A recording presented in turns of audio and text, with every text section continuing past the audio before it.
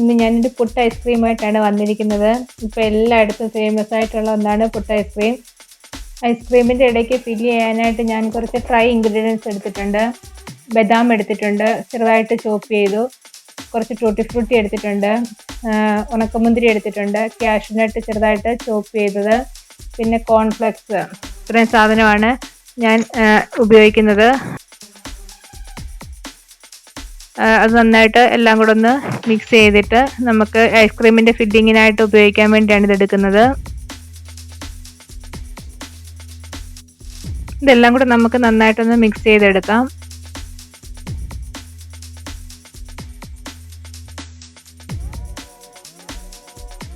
നമുക്ക് പുട്ടുകുറ്റിയുടെ ചില്ല് ഒരു foiling പേപ്പറോ plastic എന്തെങ്കിലും വെച്ച് കവർ ചെയ്യാം, ഐസ്ക്രീം ഒഴിക്കുമ്പോൾ പോകാതിരിക്കാൻ വേണ്ടി. എന്നിട്ട് നമുക്ക് മിക്സ് ചെയ്തതിൽ നിന്ന് 2 സ്പൂണ് അതിനകത്തോട്ട് ഫില്ല് ചെയ്യാം. നന്നായിട്ട് നിരത്തി താഴ്വശത്ത് നന്നായിട്ട് അത് അമക്കി ഒന്ന് വെച്ച് കൊടുക്കാം.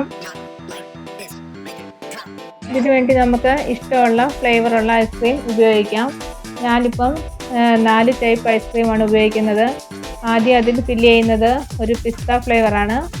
അതിനൊരു 2 സ്പൂണ് ആദ്യം ഇട്ട് കൊടുക്കും. എന്നിട്ട് സ്പൂൺ വെച്ചോ നമുക്ക് നന്നായിട്ടൊന്ന് അമക്കി കൊടുക്കാം. അത് നന്നായിട്ട് ഫില്ലായി വരാൻ വേണ്ടിയാണ്.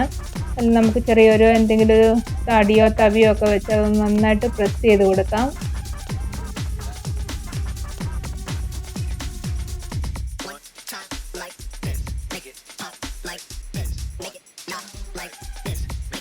അതിനുശേഷം നമുക്ക് എടുത്ത് വെച്ചേക്കുന്ന മിക്സ് വീണ്ടും 2 സ്പൂൺ ഇട്ട് അത് നന്നായിട്ടൊന്ന് പ്രസ് ചെയ്ത് കൊടുക്കാം.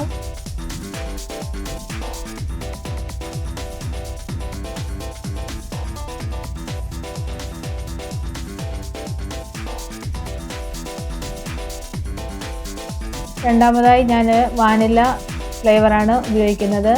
അത് 2 സ്പൂണ് ഇട്ട് കൊടുത്തിട്ട് നന്നായിട്ടൊന്ന് പ്രസ് ചെയ്ത് കൊടുക്കുക. വീണ്ടും നമ്മൾ മിക്സ് ചെയ്ത് വെച്ചേക്കുന്നതിൽ നിന്ന് 2 സ്പൂൺ ഇട്ട് കൊടുത്ത് ഒന്ന് നന്നായിട്ട് പ്രസ് ചെയ്ത് കൊടുക്കുക.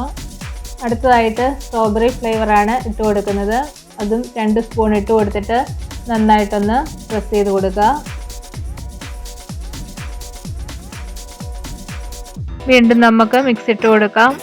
എന്നിട്ട് ഒന്ന് പ്രസ് ചെയ്തിട്ട് അടുത്ത ഐസ്ക്രീം ഇട്ട് കൊടുക്കാം. അടുത്തതായിട്ട് ഞാനൊരു ചോക്ലേറ്റ് ഫ്ലേവറിൻ്റെ ഐസ്ക്രീമാണ് ഇട്ട് കൊടുക്കുന്നത്.